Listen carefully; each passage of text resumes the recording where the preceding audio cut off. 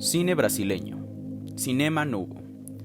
Creando su propia estética e inventando sus propios métodos de producción, con presupuestos bajos, equipos limitados y escenarios naturales, era parte de una nueva propuesta llamada Cinema Novo.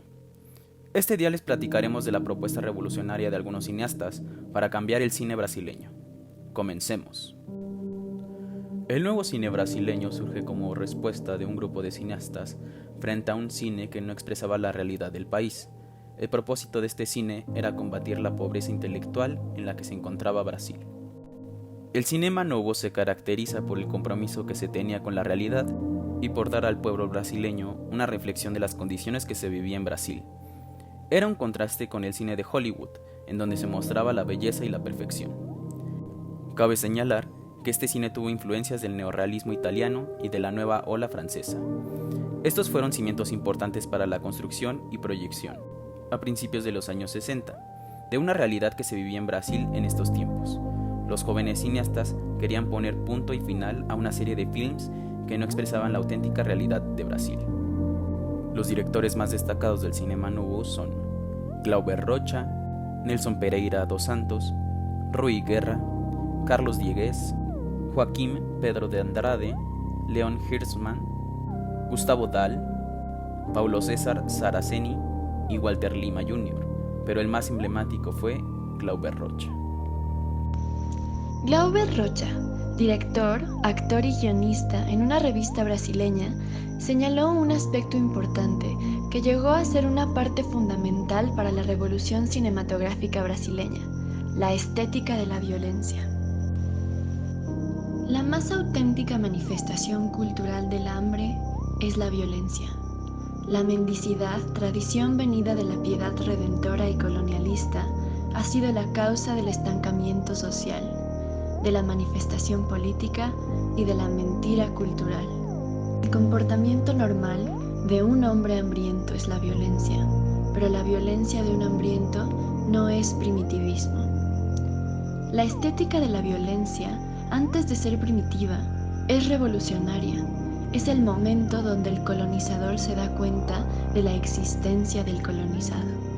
A pesar de todo, esta violencia no está impregnada de odio, sino de amor, aunque se trata de un amor brutal como la misma violencia, porque no es amor de complacencia o contemplación, sino amor de acción, de transformación.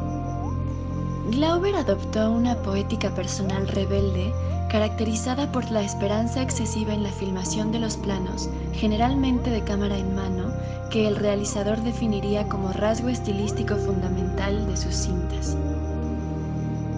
Nelson Pereira dos Santos, Vidas Secas, 1963. Director de cine brasileño, es considerado el iniciador de Cinema Novo y padre de la renovación del cine brasileño. Dirigió Río 40 Graus, 1955, trabajo de gran trasfondo social, con imágenes muy realistas rodadas en escenarios naturales, en las que relató historias de miseria y degradación de personajes diversos surgidos en los barrios pobres de la ciudad. La importancia de esta película está en que por primera vez el cine brasileño centra una gran carga de crítica social, aspecto que llevó a censurar la película durante un año. Dicha película lleva a un referente directo del neorrealismo italiano. En su carrera, continuó con la creación de películas que llevaban un contexto de lo duro de la vida cruda y realista en Brasil. También se puede ver en la película Vidas Secas, 1963. Rui Guerra, cineasta y actor brasileño, aportó al Cinema Novo las vivencias de la Nouvelle Vague, sobre todo en cuanto al pesimismo y a las frustraciones personales sublimadas, y también en aspectos formales como el plano secuencia y el uso del cinema verité.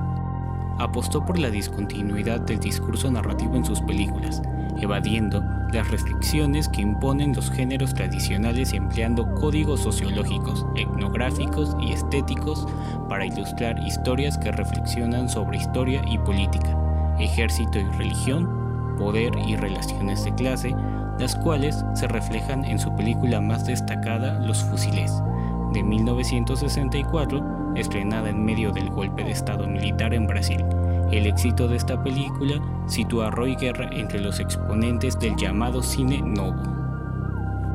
Leon Hirschman, director, guionista y productor. En sus películas muestra de forma nihilista, desgarradora y sin duda pesimista la vida de las clases medias brasileñas, reprimidas por sus contradicciones y luchas espirituales, las cuales eran representadas desde una estética preciosista, ligada a una concepción cinematográfica pulcra y pulida, de maestros como Antonioni o Verbrand, dando rienda suelta a una arquitectura perfectamente planificada y sólida, montada a través de planos fijos apoyados de profundidad de campo. Para Hirschman, el cine creado en los grandes estudios era una perversión, por lo que los escenarios seleccionados por el autor brasileño siempre estaban apegados a las calles, festejos y rincones más recónditos y salvajes de Brasil.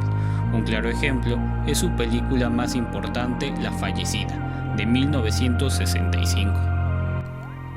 Paulo César Saraceni comenzó a hacer crítica cinematográfica en 1954 y se convirtió en actor y asistente de dirección en teatro de 1955 a 1958.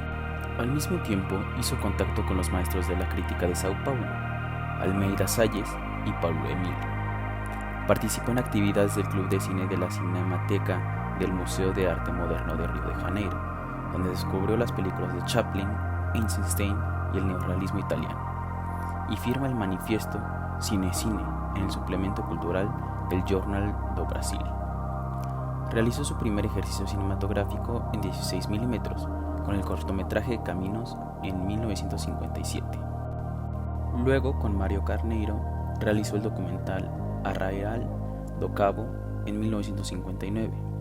Su primer cortometraje recibió una beca para el Centro Experimental de Cine de Roma, de 1960 a 1961, donde conoce a Gustavo Dal, Glauco Mirko Laurelli y el minero Geraldo Malgales.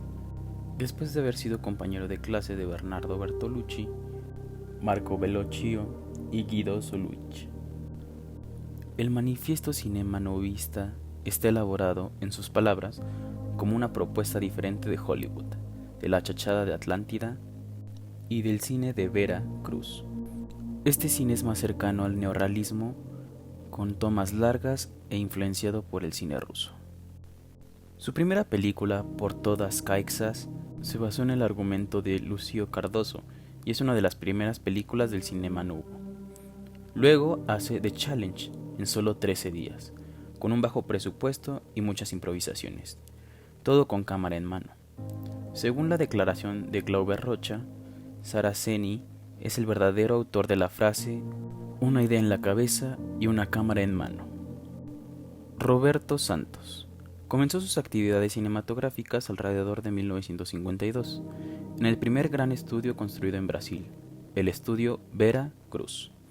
En 1956, Santos hizo su primera película, O Grande Momento, la cual aportó un nuevo aire al cine del país, al retomar postulados neorrealistas en contra de la tradición apegada a las ataduras del estudio, a los guiones de hierro o a un humor cercano a los espectadores de variedades.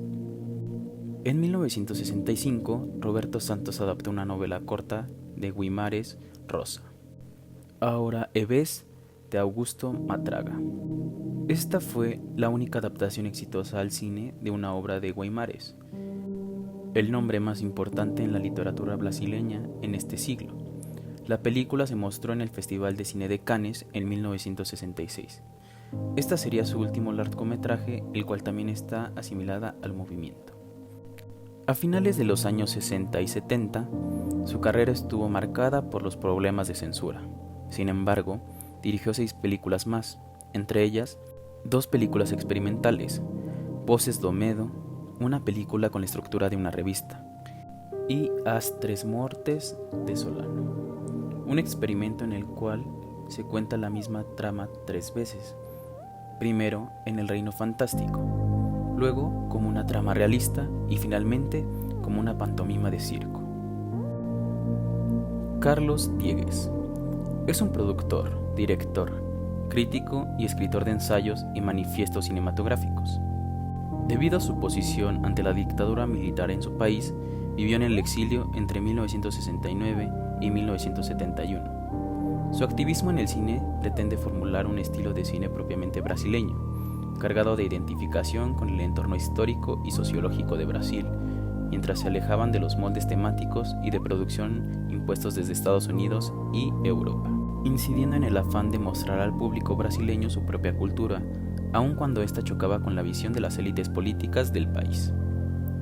En su filmografía se trabajan temas como la esclavitud, la marginación económica, la dominación y el colonialismo, las terribles condiciones de los barrios bajos y los grandes centros urbanos, la llegada de la vejez y la presencia de la muerte, los cuales acogen diferentes formas de tratamiento de género, como el realismo, la comedia musical, la tragedia, la alegoría y el humor en medio del drama, dentro del cual se entrelazan la música, la historia y el universo popular de la creación artística. Un claro ejemplo de esto es Ganga Zumba, de 1963, su primer largometraje, en el que se expone la violencia de la esclavitud en los molinos del siglo XVII y el sueño de libertad que el quilombo de Palmares representa para los negros.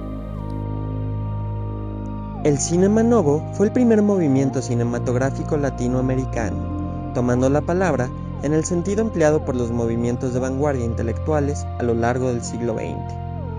Fue algo más que un grupo o una generación, tampoco fue una escuela artística, pues la pluralidad de personalidades y expresiones era una de sus características fundamentales. El movimiento surge liberado de una fórmula industrial por el fracaso de las experiencias de los años 50. Tampoco se siente comprometido con la discusión de una ortodoxia estética, por más novedosa que sea, como ocurrió con el neorrealismo italiano. Las películas pertenecientes no tienen un proyecto estético en común y cada cual se orienta según su propio camino. Existen textos de Glauber Rocha y otros, pero no existe manifiesto programático ni nada parecido. El Cinema Novo nació de un diálogo entre documental y ficción, debido a la publicación continua de ambos, pero que en ambos casos presentaban un mismo espacio real, y en ese mismo espacio dramático nacieron las ganas de actuar con la cámara, y crecieron en un diálogo imaginario organizado por Buñuel entre el cine de ojo de Bertov y el cine intelectual de Eisenstein. Es así que esta propuesta realizada por cineastas brasileños pone sobre la mesa el hecho de que el cine debe funcionar como un diálogo de lo que sucede entre la realidad y lo que ven, piensan y sienten los espectadores al estar frente a la pantalla.